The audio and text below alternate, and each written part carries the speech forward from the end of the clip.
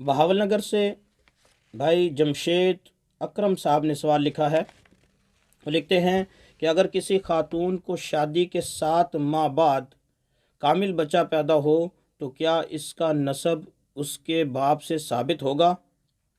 ایک خاتون کے ساتھ یہ معاملہ پیش آیا ہے کہ اس کو شادی کے 7 ماہ بعد بچہ پیدا ہو گیا اور لوگ چہمگوئیاں کرتے ہیں۔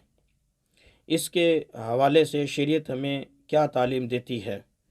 محمد جمشید اکرم۔ جی میرے محترم بھائی، اگر شادی کے نکاح کے 7 ماہ بعد اگر بچہ پیدا ہو جاتا ہے تو اس کا نسب شریعت صحیح مانتی ہے، یہ اسی کے خاوند کا بچہ شمار ہوگا، الا یہ کہ خاوند اس کا انکار کرے، وہ ایک دوسری صورت ہے، وہ لعان کا مسئلہ پھر کبھی اس کو ذکر کر دیں گے۔ یہاں اگر خاوند نے اس کا انکار نہیں کیا، خاوند اس کو اپنا بچہ ماننے کو تیار ہے، تو یہ خاوند ہی کا ہوگا اور کامل بچہ ہوگا، کوئی حرج نہیں، اس میں کوئی بات نہیں، شریعت اس بات سے بحث نہیں کرتی اور اس صورت میں شریعت نسب کو ثابت قرار دیتی ہے۔